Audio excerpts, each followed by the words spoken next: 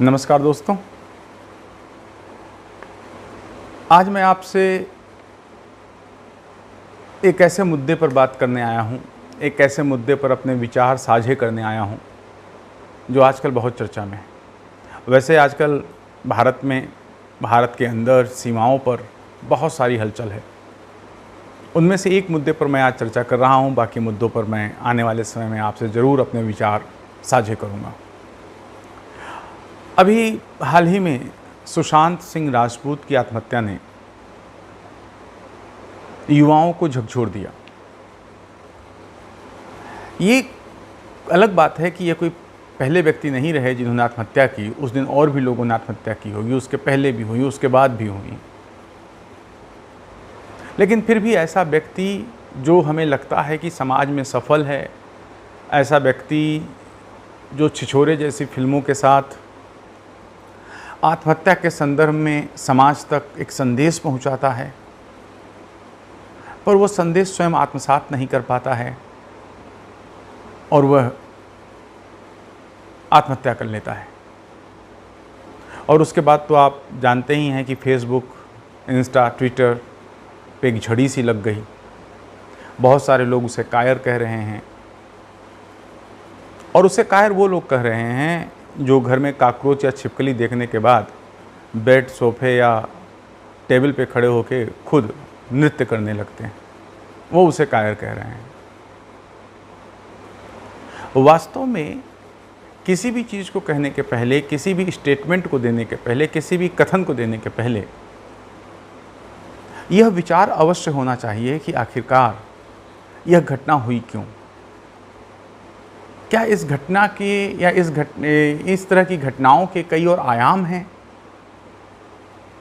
कोई और आयाम हो सकते हैं। मेरा न जाने क्यों यह मानना है कि प्रत्येक व्यक्ति अपने जीवन के किसी न किसी पड़ाव में कभी न कभी पल दो पल के लिए ही सही आत्महत्या का विचार जरूर लाता है। कुछ में आवेग इतना बढ़ जाता है, कुछ पे दबाव इतना बढ़ जाता है कि वो आत्महत्या कर लेते हैं। मैं आज आपसे आत्महत्या पर कोई एकेडमिक डिस्कशन करने नहीं आया हूं। आत्महत्या के बारे में समाजशास्त्रीय स्वरूप बहुत रहे हैं। कुछ लोगों का मानना है कि आत्महत्या समाज के संदर्भ में देखी जानी चाहिए।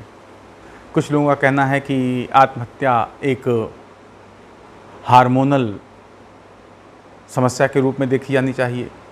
कुछ कहते हैं नहीं, यह आनुवंशिक होती है। कुछ कहते हैं नहीं, यह एथिक्स और मोरालिटी का मसला है। कुछ ये कहते हैं कि यह मनोविज्ञान, मानसिकता से जुड़ा है। कुछ ये कहते हैं कि यह भूगोल से भी जुड़ा है। आत्महत्या के बहुत पक्ष हैं। मैं आज उन पक्षों पर बाद में थोड़ी बहुत चर्चा करूं तो आपसे कर लूँगा। अन्यथा आज मैं सिर्फ अपने उन सभी विचारों को साझा करना चाहता हूं जो मैंने आत्महत्या से संबंधित विचार कभी न कभी देखे, सुने, समझे, उनके बीच रहा हूं, उनके बारे में आपसे चर्चा करना चाहता हूं। मैं आपसे कुछ घटनाओं और कुछ कहानियों को शेयर करना चाहूँगा। पहली जो कहानी है वो मेरे पेरेंट्स की ही है। मेरे पिताजी एक मध्यम वर्गीय परिवार में जन्म लेते हैं। अपर मिडिल क्लास है, सब कुछ ठीक ठाक है, गांव में इज्जत वगैरह है, सब कुछ ठीक है, बेटर है। दूसरी तरफ मेरी माताजी जिस परिवार में जन्म लेती हैं वो भी एक वेल टू डू फैमिली है। उनके पिताजी उस वक्त ग्राम सेवक हैं, और मेरे पिताजी मतलब मेरे दादाजी का घर और मेरी नानी जी का घर ननिहाल 5 से 6 किलोमीटर के दायरे में ही पड़ते हैं। गांव में पहले ऐसी ही शादियां हुआ करती थी। मेरे दादाजी को लगा कि मेरी मम्मी का जो परिवार है वो ठीक ठाक फैमिली है, दहेज पर्याप्त मिल जाएगा। दादाजी को बुरा मत मानिएगा, उस वक्त दहेज एक सामान्य सी परंपरा थी। आज भी वो परंपरा कायम है। अच्छी है या बुरी, बात की बात करेंगे। लेकिन इसी दौरान हुआ ये कि मेरे नाना जी की डेथ हो गई, और जब नाना जी की डेथ हो गई तो फिर बाकी जो रिश्तेदार थे उन्होंने ये स्थितियां खड़ी कर दी कि मेरे मम्मी के परिवार में खाने के भी लाले पड़ गए। और इसी परिस्थिति के दौरान कुछ सालों में मेरी मदर का विवाह पिताजी से होता है। चूँकि दादाजी की जो एक्सपेक्टेशंस थी वो पूरी नहीं हुई थी, तो ससुराल में आने के बाद ही माताजी को तरह तरह के प्रताड़नाएं सहनी पड़ी। दूसरी तरफ पिताजी एक ठीक ठाक परिवार में पले थे, उन्होंने कभी ज़्यादा प्रताड़ना देखी नहीं थी, उन्हें कभी कोई ज़्यादा समस्या हुई नहीं थी। लेकिन अभी ये भी समझना होगा कि पिताजी इंटर में हैं और मदर 8th या 9th में। लेकिन जब दादाजी ने देखा कि पिताजी मेरे मदर की बहुत पक्ष ले रहे हैं, मदर का बहुत पक्ष ले रहे हैं, तो पिताजी के साथ भी उनका व्यवहार कोई बहुत अच्छा नहीं रहा। पहले इंटर के बाद आप सीधे मेडिकल प्रोफेशन में चले जा सकते थे, डायरेक्ट एडमिशन हो जाता था अगर आपके नंबर अच्छे हों, पैसे थोड़े लगते थे। तो पिताजी ने इंटर पास किया और फिर उसके बाद हुआ कि अगर कुछ पैसे होते तो हम एडमिशन ले लेते मेडिकल में, पर मेरे दादाजी ने साफ मना कर दिया और शर्त यही थी कि माँ को छोड़ दो। पर पिताजी थोड़ा आदर्शवादी थे, चूँकि पढ़े लिखे थे, उन्होंने ये करने से मना कर दिया। और मेरे पिताजी पढ़ाई लिखाई के बड़े शौकीन रहे। इवन दो गांव की परंपरा के अनुसार जब छुट्टियां होती थी तो उनको भैंस चराने जाना पड़ता था, भैंसों को लेकर, तो डंडा लेते थे एक हाथ में और एक हाथ में किताब पकड़ते थे। इस दौरान ऐसा कुछ हुआ कि पिताजी को लगा कि उनका फ्यूचर ख़त्म हो रहा है, सब कुछ समाप्त हो जाएगा। एक दिन रात को वो आए और जब माँ से मुलाकात थी उनकी, संयुक्त परिवार में पति पत्नी निश्चित समय के लिए मिल पाते हैं, तो जब माँ उनके पास आईं, बैठे दोनों, तो पिताजी ने माँ से कहा कि आज मैं जहर लेके आया हूँ, आओ हम दोनों आत्महत्या कर लेते हैं। चूँकि माताजी समस्याओं से घिरी हुई थीं, माँ ने अपने पिता की मृत्यु देखी थी, लड़की होने का दंश सहा था अपने ही घर में। माँ के अलावा 3 भाई 1 बहन और थे, उन सब के लिए माँ ने काम किया था। माँ ने खेती से लेकर सारे काम उस उम्र में किए जिस उम्र में लोग खेलते हैं। तो माँ के लिए ससुराल में जो प्रताड़ना मिल रही थी वो माँ के लिए कुछ भी नहीं थी। कम से कम उन्हें भोजन तो मिल रहा था। तो जब पिताजी ने कहा कि आत्महत्या कर लेते हैं, तब माँ ने पिताजी से एक ही बात कही कि देखो, आत्महत्या तो कभी भी की जा सकती है, वो हमारे पास विकल्प कभी भी खुला है। क्यों न एक बार हम लोग जी जान लगाकर कोशिश करें, शायद हम जीवन में सफल हो जाएं। अगर तब भी तुम्हें लगता है सारे प्रयासों के बावजूद, तो फिर आत्महत्या का रास्ता खुला है। पिताजी को ये बात माँ समझाने में सफल रहीं कि रास्ते और भी हो सकते हैं। माँ ने अपने जो भी जेवर वगैरह थे वो बेचे, सब कुछ किया, उन्होंने उसको गिरवी रखा और फिर ज़िंदगी की गाड़ी चल पड़ी। आज दोनों सफल मेडिकल प्रोफेशन में हैं, दोनों बहुत सारे लोगों के लिए बहुत कुछ कर रहे हैं।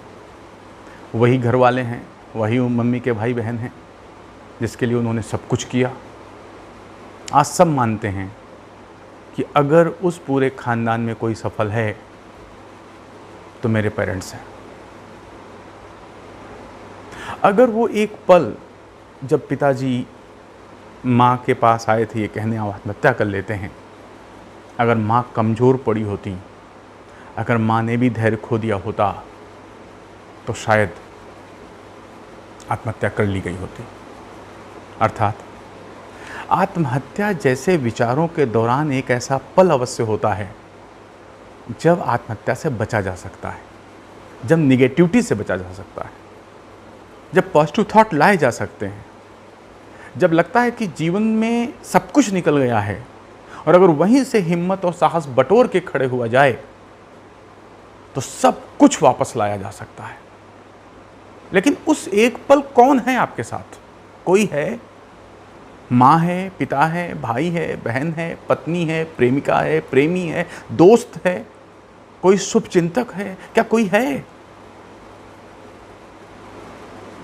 या उस एक पल तुम खुद सोच पाओ कि क्या कोई रास्ता है? यही एक पल सबसे ज्यादा नाजुक होता है। एक दूसरा किस्सा मैं आपको बताता हूं, ये मुझसे संबंधित है। मेरे पिताजी की पोस्टिंग न्यू पीएससी बड़ोखर में हुई, प्राइमरी हेल्थ सेंटर बड़ोखर में हुई, और मैं 7th तक वहीं पढ़ा।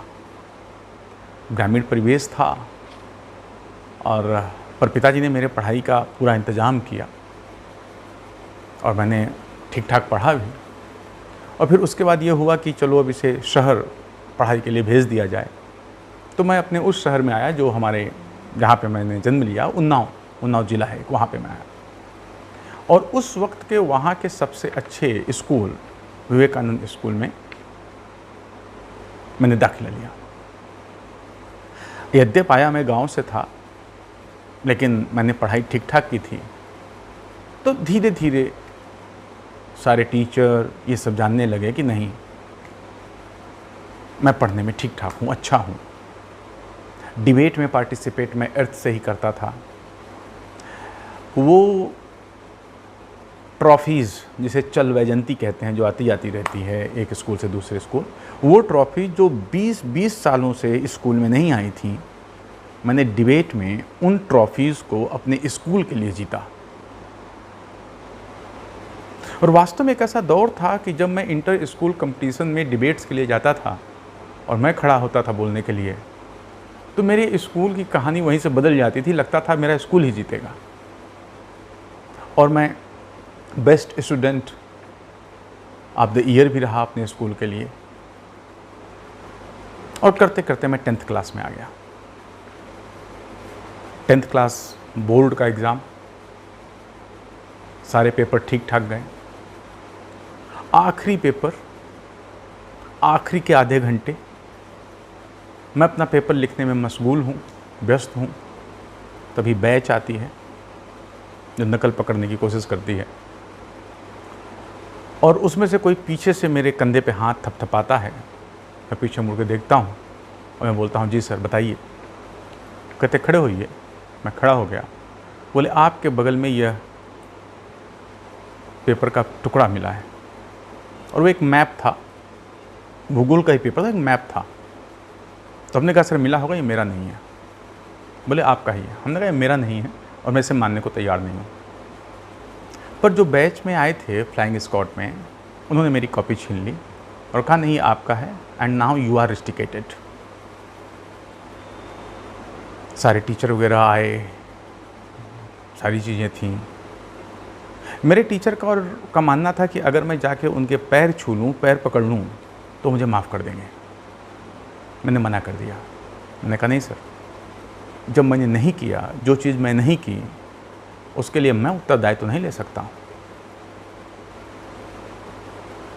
मैं नहीं पढ़ूंगा, मेरा 1 साल जाएगा, मैं जाने दूंगा, लेकिन मैं अपनी आत्मा पे ये बोझ लेके नहीं रहूँगा कि मैंने उस कृत्य के लिए किसी के पैर छुए जो कृत्य मैंने किया नहीं था। और सिर्फ किस लिए?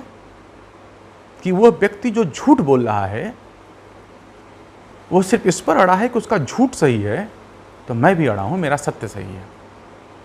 मैंने उनके पैर नहीं पकड़े। मैं रस्टिकेट हो गया 1 साल के लिए। हाहाकार मच गया घर में। लेकिन जिन 2 लोगों ने मेरा साथ दिया, मेरी माँ और मेरी दीदी, उनको विश्वास था कि, और माँ को तो हमेशा विश्वास होता है कि उनका बेटा सबसे अच्छा काम करता है, हर माँ को होता है। वैसे ही मेरी माँ, मेरी बहन को भी विश्वास मुझ पर बहुत ज़्यादा कि मैंने कुछ नहीं किया। मैं लौट के आया तो हर तरह के लोग थे। एक क्षमा कह रहा था कि नहीं ये नकलची है, एक क्षमा कह रहा था नहीं ये धोखे में पकड़ा गया है। मैं एक हंसी का पात्र था, पर मैं सत्य के साथ था तो मुझे पता नहीं क्यों कहाँ से एक आंतरिक शक्ति थी कि मैं सही हूँ तो मैं सही हूँ। इसी दौरान मैंने ये देखा कि 10th का रिजल्ट आया और उन बच्चों ने, उनमें से 1-2 बच्चों ने आत्महत्या कर ली जिनके 60% थे, और मैंने आत्महत्या नहीं की जबकि मैं रिस्टिकेटेड था। मोहल्ले में लोग मुझे मान रहे थे कि मैं नकलची हूँ, लेकिन मैं केवल अपने दम पे खड़ा था कि नहीं, मैंने ऐसा नहीं किया। मैं उस स्कूल में गया, विवेकानंद में, वापस अपनी मार्कशीट लेने। रिस्टिकेटेड में भी मार्कशीट वगैरह आती थी कुछ। तो वहाँ एक सर मिले, उन्होंने कहा कि देखो यही हैं जो नकल करते हुए पकड़े गए। मुझे बुरा लगा। मैंने उस स्कूल से अपना नाम कटवा लिया। उन्होंने कहा मैं इस स्कूल में नहीं पढ़ूंगा, और मैंने अपने ज़िले के उस वक्त के सबसे ख़राब स्कूल में एडमिशन लिया। सबसे अच्छे स्कूल से मैं सबसे ख़राब स्कूल में एडमिशन ले रहा हूँ। उस वक्त माना जाता था, उस स्कूल का नाम था RSS, राजा शंकर सहाय, और वहाँ मेरे मामा को जानने वाले एक बहुत बड़े लीडर हुआ करते थे। वो स्कूल में थे तो उन्होंने मेरा करा दिया। उस स्कूल की एक खास बात थी, आपको स्कूल नहीं जाना था, बाकी सब करना था। मैं स्कूल नहीं गया, मैं जम के पढ़ा। सत्ता में भाजपा आ गई, कल्याण सिंह की गवर्नमेंट आ गई। अब जब मैं अगली बार हाई स्कूल का एग्ज़ाम दे रहा हूँ तो उस वक्त इतनी सख्ती है कि अगर आप नकल करेंगे तो आप जेल जाएंगे, पीछे सिर भी नहीं कर सकते थे। मैंने एग्ज़ाम दिया, रिज़ल्ट आया, मैंने अपने ज़िले में टॉप किया। हैरत अंगेज़ बात यह हुई कि जब मुझे ज़िले में सम्मानित करने के लिए बुलाया गया, एक वहाँ पर सिवाई टाकीज़ के पास, एक सिवाई टाकीज़ है, उसी के पास एक कमला नेहरू ऑडिटोरियम भवन जैसा है कुछ, वहाँ पे हमें बुलाया गया। और वहाँ पर मुझे ज़िले में टॉपर आने के लिए जो मुझे इनाम दे रहा था, जो मुझे ट्रॉफी दे रहा था, वो वही व्यक्ति था जिसके कारण मैं रिस्टिकेट हुआ था। मुझे उसका चेहरा अच्छे से याद था। वो शायद भूल गए होंगे, बहुतों के साथ ऐसा किया होगा उन्होंने। मैंने अवार्ड लिया और मैंने कहा सर मैं वही हूँ जो पिछली बार रिस्टिकेट हुआ था और इस बार मैंने टॉप किया है। पिछली बार तो नकल की गुंजाइश थी, इस बार तो नकल की गुंजाइश थी ही नहीं। वो चुप थे, मैंने ये देखा भी नहीं, मैंने ये सुना भी नहीं कि वो क्या सोच रहे होंगे, क्या कह रहे होंगे। मैं चला आया। मैं चाहता तो उस वक्त मैं कमज़ोर पड़ सकता था, लेकिन मैं कमज़ोर नहीं पड़ा, क्योंकि मुझे विश्वास था मैं सत्य के साथ खड़ा हूँ। सत्य परेशान हो सकता है, पराजित नहीं। कल भी सही था और आज भी सही और आगे भी सही रहेगा, बशर्ते तुम्हें खुद पे तो ट्रस्ट हो, खुद पे तो विश्वास हो, तुम्हें अपनी मेहनत पे तो विश्वास हो। मैंने उस 1 साल के दौरान जो त्रास झेला है, तब एक बचपना ही तो था, लेकिन उस त्रास को मैंने चैलेंज बनाया कि इन्हीं सबसे ये नहीं कहलाया कि आई एम द बेस्ट, तो फिर मेरे होने का कोई मतलब नहीं। मैं चाहता तो मैं आत्महत्या कर सकता था। ऐसा नहीं कि 1-2 बार नहीं आया होगा मन में, कि मैंने कहा ना, यहीं से मैं नई ज़िंदगी जीऊँगा, नई ज़िंदगी शुरू करूँगा, और शुरू हुई। फिर उसके बाद मैंने जो एग्ज़ाम दिए मैं सफल रहा। आज मैं आपको पढ़ाता हूँ तो मेरी चॉइस है, मेरी मजबूरी नहीं है। मैंने प्राइमरी से लेकर डिग्री कॉलेज तक पढ़ाया है और मैंने हर जगह की नौकरी छोड़ी है, इंजीनियरिंग की नौकरी छोड़ी है, सिर्फ अपने दम पर। तो मैं ये मानता हूँ कि अगर आप एक बार ठान लेते हैं कि जवाब देना है, करना है, अपने को जवाब देना है, अपने को बताना है कि तुम जो कर रहे हो गलत नहीं है, तो आत्महत्या जैसे विचार आएंगे भी तो रिफ्लेक्ट होकर के चले जाएंगे। एक किस्सा मैं आपको और बताता हूं। मैं रीवा में डिग्री कॉलेज में असिस्टेंट प्रोफेसर के रूप में नियुक्त हुआ। मैंने ट्रेन पकड़ी, रीवा एक्सप्रेस दिल्ली से, और मैं रीवा के लिए जा रहा था। एसी की टिकट नहीं लिया करते थे, तब सिंपल 3 टायर में ही चले जाया करते थे। मैं था और मेरे ठीक सामने वाली बर्थ पर एक बुज़ुर्ग थे, रहे होंगे 50-55 साल के। मैंने रात में देखा तो वो कई बार रो रहे थे, कुछ था। लगभग यही मुझे लगता है फ़तेहपुर या कहीं और तक ट्रेन पहुंची होगी, मुझे बहुत अच्छा आइडिया नहीं है। उन्हें परेशान देखा तो मैंने उनसे पूछ लिया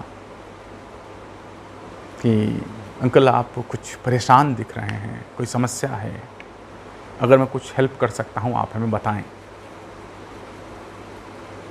थोड़ी देर तो चुप रहे, फिर बोले, वो इलाहाबाद की तरफ के कहीं के थे। वो बोले कि बेटवा का बताई, कुछ बतावे लायक रहा नहीं। का बताई, कुछ बतावे लायक रहा नहीं, मतलब क्या बताऊं, कुछ कहने लायक रहा नहीं। मैंने कहा क्या है आप बताएं, अगर बता सकते हो तो। उन्होंने कहा कि हमारा लड़का जो था, मैं अपनी भाषा में बताया, मैं आपको अपनी भाषा में बता रहा हूँ कि उनका जो लड़का था वो मुखर्जी नगर IAS की तैयारी करने गया था। IAS 1-2 अटेम्प्ट में नहीं हुआ तो फिर वो SSC वगैरह शायद किसी और एग्ज़ाम की तैयारी करने लगा, उसमें भी नहीं हुआ तो लोगों ने कह दिया जब तुमसे ये एग्ज़ाम नहीं हो रहा तो IAS कहाँ से निकलेगा। और वो इतना डिप्रेस हो गया कि उसने आत्महत्या कर ली। और ये उनकी फैमिली उसका अंतिम संस्कार करके आ रहे थे। वह लड़का जो अपने घरों से निकला, जो अपने घर से निकला होगा मुखर्जी नगर के लिए, तो कितने सपने उसकी आंखों में रहे होंगे, कितने सपने उनके पेरेंट्स के आंखों में रहे होंगे कि यह जाएगा, अच्छा बन के आएगा। अरे नहीं बन के भी आएगा तो ये वापस आएगा। आज उनके लिए वो उम्मीदें ख़त्म हो चुकी थी।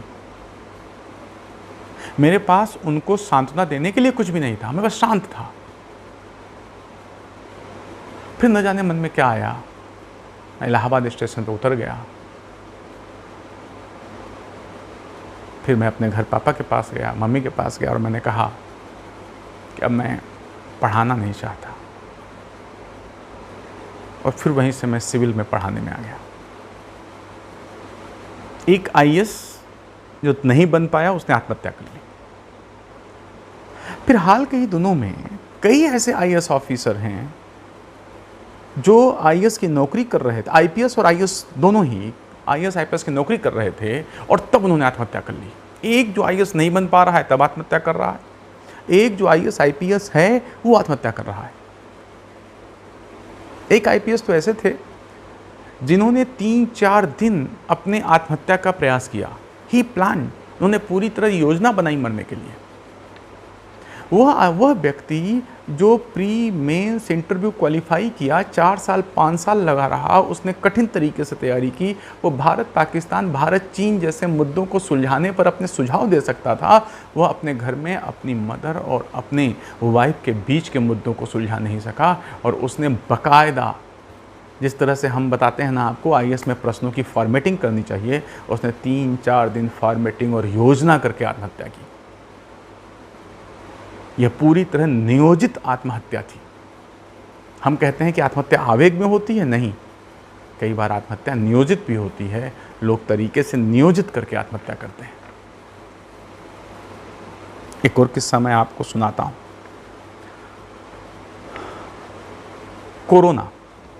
कोरोना केस में 2 साल के बच्चों को कोरोना हुआ, वो बच गए। 5 साल के बच्चों को कोरोना हुआ, वो बच गए, क्योंकि वो जानते ही नहीं थे उनको कोरोना हुआ, उनको क्या होना है। वो गए हंसते खेलते, जैसे भी था वो बचे और चले आए, क्योंकि उन्होंने तनाव नहीं लिया। 101 साल की दादी भी कोरोना हुआ और वो ठीक होके आ गई, क्योंकि उनको था मैं ज़िंदगी जी चुकी हूँ, अब क्या, अब कोरोना हो गया देखा जाएगा। लेकिन एक IRS, उनको कोरोना होने की संभावना है, कोरोना होने के उनके चांस हैं, कोरोना का उनको अंदेशा है, उन्होंने इस भय से आत्महत्या कर ली कहीं उसे कोरोना ना हो जाए, जबकि कोरोना में रिकवरी रेट 41% से ज़्यादा हो गया है। इसका आप क्या जवाब देंगे? अब मैं एक बात और बताता हूँ। दुनिया में केवल ऐसे लोग नहीं होते जो आत्महत्या करते हैं, दुनिया में ऐसे लोग भी होते हैं जो दूसरे को आत्महत्या करने पर विवश कर देते हैं। एक व्यक्ति थे, उनके पास अब 3-4 लड़कियां हो गई थी, तो ग्रामीण परिवेश था, 3-4 लड़कियां बहुत होती हैं उसमें, तो गांव वाले बहुत कुछ बोलने लगते हैं, गांव के परिवेश में समझिएगा। और फिर उनके पास जब लड़की होती थी कि उनके लड़की होने वाली है, लड़की हुई, तो हर बार रस्सा लेकर के पेड़ पे लटकने चले जाते थे, हम आत्महत्या कर लेंगे, ये वो रस्सा लेके जाते और रस्सा लेके वापस आ जाते। आत्महत्या नहीं करते, बोले अगली बार लड़का होगा। 3-4 बार ऐसा किया। अंततः उनकी बीवी ने उनकी इस आदत से ऊब कर उसी रस्से से खुद आत्महत्या कर ली, और वो अभी तक जीवित है, उन्होंने दूसरी शादी कर ली। मैं आपको ये किस्से क्यों बता रहा हूँ? मैं आपको ये किस्से इसलिए बता रहा हूँ कि भले ही कितनी थ्योरी हो जाएं, भले ही कितने सिद्धांत क्यों न दे दिए जाएं आत्महत्या के लिए, लेकिन आत्महत्या सदैव एक अभी अनसुलझी पहेली ही बनी रहेगी, क्योंकि मानव के मस्तिष्क को, मानव के मनोभावों को पूरी तरह समझा नहीं जा सका है। यह मानव है जो उसके मस्तिष्क में कब आता है, यह वही मानव है जो मजबूत हो तो कुछ भी कर सकता है, और जो कमज़ोर हो तो अपने को मार भी सकता है। आत्महत्या की परिभाषा भी क्या हो, यह भी बड़ी चुनौतीपूर्ण है। आत्महत्या में होता है कि जब कोई व्यक्ति स्वयं की हत्या के लिए जानबूझकर सारे प्रयास करता है और अपनी मृत्यु का कारण बनता है, उसे आत्महत्या कहा जाता है। लेकिन एक बात बताइए, जब सिगरेट के पैक पे लिखा होता है कि स्मोकिंग इज़ इंजूरियस, और उसको पी करके कोई 10 साल, 12 साल, 25 साल बाद उससे जो रोग हो उससे वो मर जाए, तो लोग उसे आत्महत्या नहीं कहते, जबकि वो क्या है, आत्महत्या ही तो हुई। अगर कोई व्यक्ति, मान लीजिए, इसको बहुत भावना का मुद्दा नहीं है, बस समझने के लिए कर रहा हूँ, जब कोई व्यक्ति सेना पे जाता है, युद्ध कर, सब कुछ जानते हुए कि उसे युद्ध में उसे मरना है, फिर भी जाके मरता है, तो उसे आत्महत्या नहीं कहते, नहीं कहते ना। आत्महत्या की परिभाषा भी अपने आप में चुनौतीपूर्ण है। एक और मुद्दा है, आत्महत्या कैसे लोग करते हैं, आत्महत्या लोग क्यों करते हैं? आत्महत्या हर वर्ग का व्यक्ति कर सकता है। एक गरीब किसान करता है, तो एक कॉफ़ी कैफ़े डे का मालिक करता है, तो एक सुशांत राजपूत जैसे लोग करते हैं। सुशांत राजपूत बिहार के हैं, उनके जीवन में इच्छा थी कि वो सफल हों, और इसके लिए उन्होंने हमारे आप जैसे ही जो मध्यम वर्ग के बच्चे आते हैं उनकी तरह उन्होंने प्रयास किया। उनको लगा कि इंजीनियरिंग करने के बाद उनके पास फेम एंड वेल्थ दोनों होगी। उन्होंने इंजीनियरिंग के लिए जी भर के सब कुछ किया, और वो संभवतः जो एंट्रेंस टेस्ट होता था उसमें 5वीं या 7वीं रैंक पे भी थे, और एक अच्छा उन्होंने इंजीनियरिंग कॉलेज चुना। फिर जब वो 3 साल तक इंजीनियरिंग कर चुके हैं, फाइनल 2 सेमेस्टर बचे हैं, तब सुशांत सिंह का खुद कहना था कि उन्हें लगा कि मैं इससे ऊब चुका हूँ, अब मैं कुछ और बेहतर करना चाहता था। उन्होंने कहा कि मुझे लगा कि अगर मैं डांस वगैरह सीख लूँ तो शायद लड़कियाँ वगैरह और आकर्षित हो जाएं, और इसी क्रम में उन्हें थिएटर अच्छा लगा, और उन्होंने 3 साल बाद इंजीनियरिंग कॉलेज छोड़ दिया, इंजीनियरिंग छोड़ दी, और उन्होंने थिएटर ज्वाइन किया। फिर उन्हें टीवी सीरियल में काम मिला, और सुशांत सिंह का खुद कहना था कि टीवी सीरियल में जब मैं सफल हो गया तो उसके बाद मैं खुद जानबूझ के पब्लिक प्लेसेस पे जाता था कि लोग पहचाने, अरे ये सुशांत सिंह है, और मुझे अच्छा महसूस होता था। वो जानबूझ के पब्लिक के बीच जाता था कि लोग, लड़कियां उसे पसंद करें। फिर सुशांत सिंह ने कहा मैं इससे भी ऊब गया, तब मैं बॉलीवुड में आया, और बॉलीवुड में भी वो सफल रहा। फिर हुआ क्या ऐसा, वह व्यक्ति जो ऐसे फ्लैट में रहता है जिसका 4.5 लाख रुपए किराया देता है, 20 करोड़ का एक मकान वो ले चुका है, उसकी पिछली फिल्में सफल रही हैं, उसके बाद 7 फिल्मों का एक असाइनमेंट भी रहा है, वेब सीरीज़ 14 करोड़ के पेमेंट के साथ वो करने वाला है। आखिर हुआ क्या? वास्तव में हुआ ये कि जब आप परिवार से बाहर निकलते हैं और आप अकेले पड़ जाते हैं, और उस अकेलेपन में जब आप सोचते हैं, कुछ भी सोचते हैं, और कभी आपके मन में निगेटिव थॉट आता है, और उस निगेटिव थॉट को हटाने के लिए आपकी फैमिली नहीं होती, आपका कोई मित्र नहीं होता, आपके कोई अपने नहीं होते, तो कई बार वह निगेटिव थॉट बहुत गहराई में उतर जाता है। जब आपके साथ आपके आसपास वाले लोग ही कुछ ऐसा करते हैं जिससे आपको लगे कि आपका करियर दांव पे लग गया है, जब आपको लगे कि अब यहाँ से मैं पीछे लौट नहीं सकता हूँ, यहाँ से आगे जाने के रास्ते बंद हो चुके हैं। शायद ऐसा ही कुछ बॉलीवुड में सुशांत सिंह के साथ हो रहा था। अगर इस समय कोई ऐसा होता जो सुशांत सिंह की बात सुन पाता, उन्हें समझा पाता, तो शायद सुशांत सिंह ये आत्महत्या न करते। उन्होंने आत्महत्या के ठीक पहले वाले दिनों में अपने कुछ मित्रों को कॉल किया, लेकिन वो मित्र फ़ोन नहीं उठा सके। काश उन मित्रों ने फ़ोन उठाया होता तो शायद यह घटना नहीं होती। दोस्तों, पहले हमारे पास संयुक्त परिवार थे, हमारे पास फैमिली थी, हम फैमिली से बंधे थे। हमारे पास तब भी रस्सियाँ थीं, अदृश्य रस्सियाँ थीं, लेकिन ये रस्सियाँ हमारे परिवार के सदस्यों के साथ बनी हुई थी।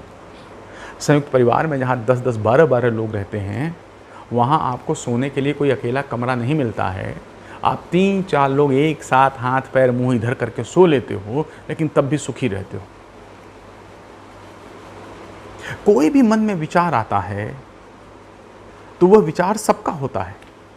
उस विचार के साथ आप जी रहे होते हो, पूरे परिवार के साथ आप जी रहे होते हो, तो आपके अंदर अगर निगेटिव भी आता है तो घर वाले मार ठोक के बराबर कर देते हैं। जिसे आज हम कहते हैं कि अवसाद, जिसे हम आज कहते हैं कि डिप्रेशन, गांव में बहुत पहले से रहा है, हर जगह रहा है। लेकिन आप घर में कभी शांतिपूर्वक जाके बैठो और पापा से कहो मैं डिप्रेशन में हूँ, पिटाई हो जाएगी तुम्हारी कि खा खा के मोटा रहे हो, डिप्रेशन में हो, तुरंत आप काम पे लग जाओगे। मैं ऐसा नहीं कहूँ डिप्रेशन नहीं होता, आगे मैं इस पर बात करता हूँ। लेकिन जब हम संयुक्त परिवार में थे ना, तो ये रस्सियाँ आपस में जुड़ी हुई थी। तब हम बाहर जा नहीं पाते थे, हम परिवार के साथ बंधे थे। हमें समझाने के लिए, हमें बताने के लिए बहुत सारे लोग थे। धीरे धीरे ये रस्सियाँ टूटी, हम न्यूक्लियर फैमिली में आए। अब रस्सियाँ और पतली हो गई। लेकिन न्यूक्लियर फैमिली में भी अब एक ऐसा दौर आ गया जब हर एक व्यक्ति कहता है कि हमें अपना स्पेस चाहिए। अब सब अपनी अपनी रस्सी लेके अलग हो गए हैं।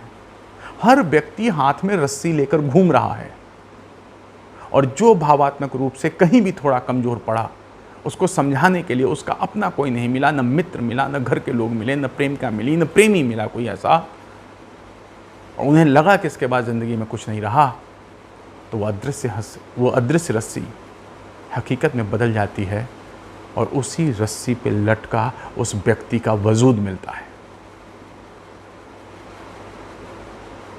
आज समय बदल गया है। इस बदले परिप्रेक्ष्य में, इस बदले समय में हम सब अकेले हैं।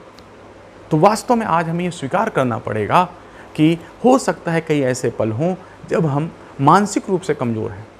हमको हो सकता है किसी मनोचिकित्सक की ज़रूरत हो, हमें उसके पास जाना चाहिए। लेकिन भारत में अगर मनोचिकित्सक के पास कोई चला गया तो घोषित कर देंगे ये पगला गया है। हमें अपने कुछ मित्रों के ऐसे समूह को साथ रखना होगा कि तुम्हारे मन में आए फांसी लगाना है, तुमको गालियां दे दे करके इतना जलील कर दें कि तुम फांसी छोड़ के उनको मारने दौड़ने लगो। ऐसे दोस्त चाहिए। ऐसे दोस्त उन बड़े वर्गों में नहीं मिलते। ऐसे दोस्त तो अभी तुम्हारे पास हैं। उन दोस्तों को बचा के रखो, परिवार को बचा के रखो, मम्मी डैडी से बात किया करो। अब मैं उस मुद्दे पर आता हूं कि आखिर मैंने यह आत्महत्या की बात उठाई क्यों। दोस्तों, आप सब लोग आईएएस और पीसीएस की तैयारी कर रहे हैं, सिविल सर्विसेज की तैयारी कर रहे हैं। सिविल सर्विसेज की तैयारी कई बार एक अंतहीन यात्रा होती है, क्योंकि सिविल सर्विसेज की तैयारी के दौरान हम ये तय नहीं करते कि इस ट्रेन में कब बैठना और कब उतरना है। बस हम आके बैठ जाते हैं, उतरने के लिए हम कभी सोचते नहीं। और कई बार 6-6 महीने या साल भर पढ़ाई करने के बाद हमें लगता है हमें कुछ नहीं आता। कई ऐसे बच्चे हमें मिलते हैं कि 2 साल की तैयारी के बाद भी पीटी एग्ज़ाम के ठीक पहले मुझसे ये पूछ रहे होते हैं, सर क्या मैं प्री एग्ज़ाम इस बार न दूं? मैं जान जाता हूँ यह बच्चा भी पूरी तरह तैयार नहीं है, और वो चाहता है मैं उससे कह दूं कि मत दो।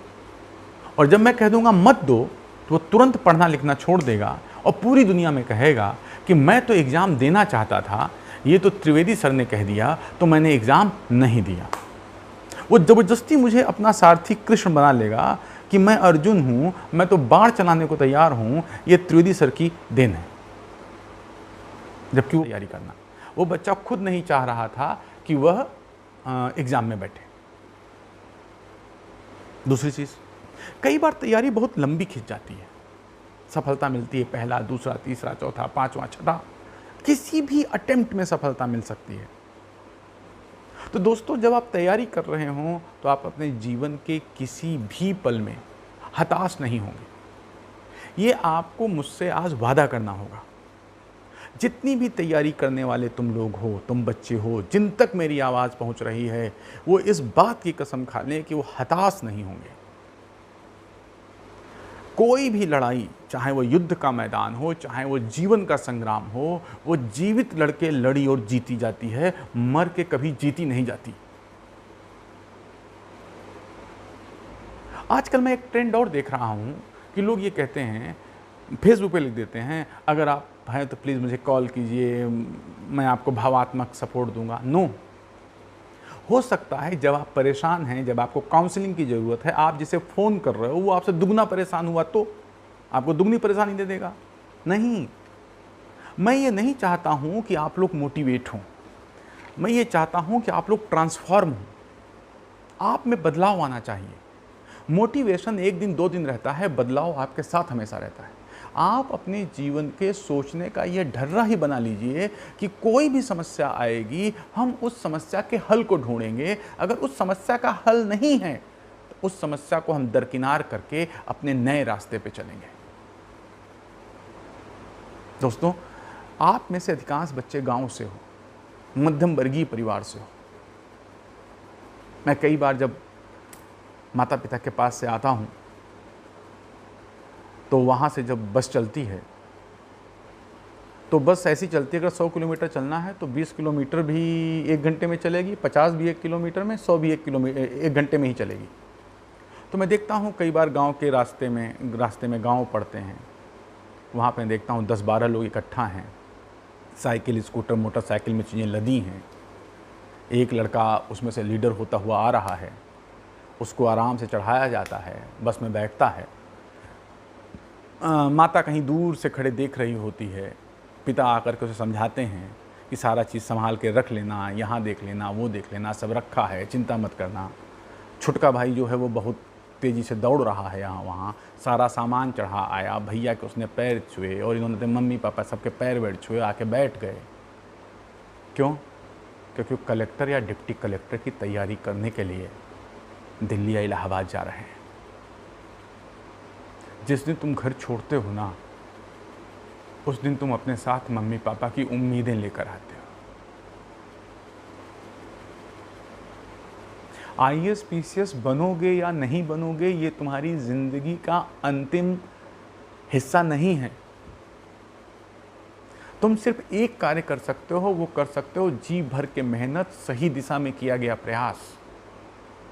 तुम अपनी पेरेंट्स के, तुम चाहे लड़के हो चाहे लड़की हो, तुम दोनों, तुम लोग अपने माता पिता के उम्मीदों का आसरा हो।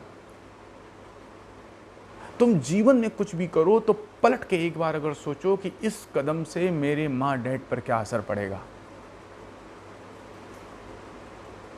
तुम्हें नहीं पता है तुम्हारे माँ डैड अपने कितने रिश्तेदारों, अपने कितने आसपास के लोगों का एक अनदेखा विरोध, एक अनदेखा उपहास सहकर तुम लोगों को यहाँ पढ़ा रहे हैं। और अगर तुम लोग पढ़ने में गद्दारी करते हो और इसके बाद अगर तुम्हारे मन में ऐसी कोई निगेटिव भावना आती है तो यकीन मानो, मरकर भी चैन नहीं मिलेगा। माता पिता को दुख देने वाला या माता पिता को दुख देने वाले से भगवान भी खुश नहीं होता। पढ़ाई करो, उन्हें तुम्हारी कलेक्टरी, डिप्टी कलेक्टरी से कुछ नहीं मिलेगा।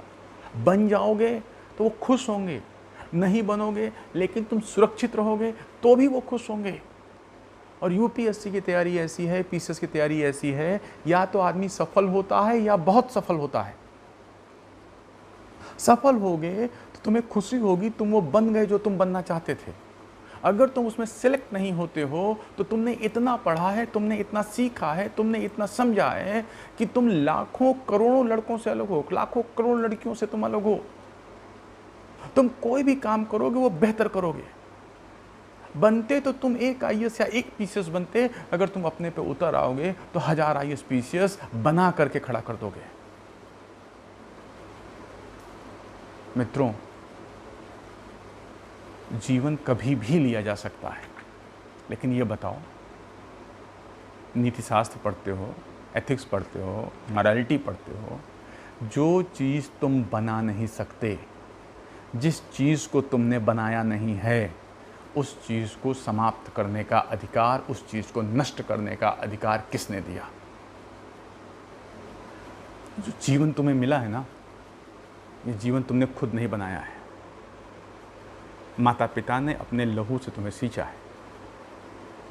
जो तुम्हारी अस्थि मज्जा ये सब है ना, ये उनकी देन है, उनका अधिकार है, तुम्हारा कोई अधिकार नहीं। तुम्हारे सिर्फ अभी कर्तव्य हैं। और कर्तव्य क्या है? कि जिस प्रण के साथ तुम बाहर आए हो, जिन उम्मीदों के सहारे तुम बाहर आए हो, माता पिता तुम्हारे सहारे जी रहे हैं, जो उम्मीदों ने तुमसे लगा रखी हैं,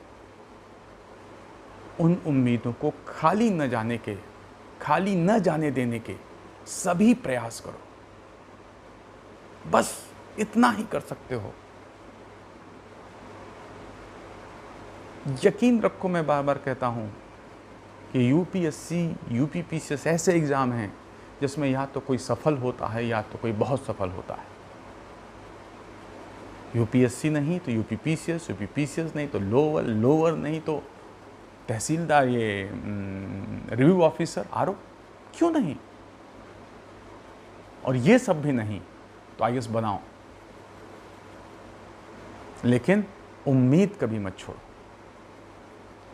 दोस्तों, आज जो मैं आपसे चर्चा करना चाहता था वो यही था कि मैं ये नहीं चाह रहा था कि ऐसा कोई छात्र जो इस परीक्षा में उतरा है उसके मन में कहीं से कुछ निराशा की भावना आए।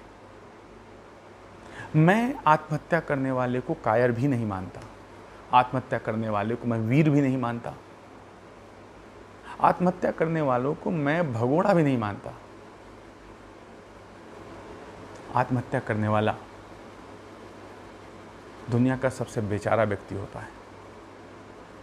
आत्महत्या करने वाला उस दिए गए समय में जबकि वो आत्महत्या कर रहा होता है, सबसे ज़्यादा नासमझ होता है, लेकिन सबसे ज़्यादा पीड़ा भी वही भोग रहा होता है। नासमझी की पीड़ा होती है। और जब वो मर रहा होता होगा तो एक पल ऐसा जरूर आता होगा, काश को ये फंदा हटा दे, लेकिन तब तक देर हो चुकी होती है। निगेटिव थॉट्स कभी मत आने दो। अगर आते हैं उन्हें अपने मित्रों से शेयर करो, लेकिन अगर कोई शेयर करने वाला न मिले, आपके अंदर थॉट रात के 2 बजे आ गए तो किसको फ़ोन कर दोगे? खुद चेंज करो। तुम अपने मित्र बनो, तुम अपने सखा बनो, अच्छी किताबें पढ़ो, पॉजिटिव सोचो, मम्मी पापा से बातें करो। कोई भी अगर आत्महत्या करके मरता है, चाहे वो सुशांत सिंह हो, चाहे वो सामान्य व्यक्ति हो, चाहे वो किसान हो, कोई भी हो, एक जीवन बड़ा कीमती होता है। उस जीवन को पृथ्वी पर लाने के लिए लंबा समय लगता है, लेकिन जीवन को लेने के लिए कतई कोई समय नहीं लगता। दोस्तों, तुम सब जिस राह पे चले हो, तुम सब जिस प्रकार की तैयारी कर रहे हो, तुम लोग जिस एग्ज़ाम की तैयारी कर रहे हो, उस एग्ज़ाम में अगर तुम्हारे अंदर कभी कोई निराशा आए तो किसी के सहारे मत बैठना। खुद से पूछना कि तुम अगर कुछ और करना चाह रहे हो तो क्या वो सही है। और हमेशा खुद से ये कहना कि तुम इतने सक्षम हो कि नकारात्मक बातों को भी सकारात्मक में बदल सकते हो। तुम में इतनी क्षमता है कि तुम इस निगेटिविटी से उबर सकते हो। किसी की तरफ मत देखो कि वो तुम्हें उबारेगा, तुम खुद उभरोगे। अपदीपो भव, स्वयं प्रकाशित हो। और याद रखना, जब हमारे पास धन दौलत नहीं होती, हम धन दौलत के पीछे भागते हैं, और जब हमारे पास धन दौलत आ जाती है तो हमें लगता है यार इनका फ़ायदा क्या। और तब हम कहीं ज़िंदगी के मोड़ पे ऐसे अकेले होते हैं जहाँ हमारे पास शायद धन दौलत होती है, कुछ और नहीं। मैं आपसे कहना चाहूँगा, हमेशा एक ऐसा जीवन जीना जिसमें तुम्हारे आसपास कुछ ऐसे लोग हों जो वास्तव में तुम्हें अपने लगें और वो तुम्हें अपना माने। तो मित्रों, आज कुछ ऐसे अपने विचार साझा किए मैंने, जो मेरे मन में आ रहा था, जो मुझे तुमसे कहना था, वो मैंने कहा। अगली बार, चूँकि इस वक्त चीन बड़े अजीब ढंग से व्यवहार कर रहा है, खैर चीन वही कर रहा है जो वो करता रहा है, पता नहीं क्यों हमें चीन से इतनी उम्मीद सी हो जाती है। उस पर मैं आगे चर्चा करूँगा, अगले वीडियो में चर्चा करूँगा। तब तक आप अपने अंदर की पॉजिटिव एनर्जी को इकट्ठा करो। तुम्हारे अंदर तो इतनी ऊर्जा होनी चाहिए, तुम ऊर्जा के चलते फिरते पैकेट होने चाहिए कि किसी के बगल से निकलो तो उसे आग लग जाए, उसे लगे अभी कुछ निकल गया, सुपरसोनिक विमान जैसा। कंधे नीचे मत करो, सिर ऊपर, कंधा ऊंचा, निगाहें लक्ष्य पे। विवेकानंद वाले युवा बनो यार। झुके हुए कंधे भारतीय युवाओं के अच्छे नहीं लगते। फिर मिलता हूं। Thank you.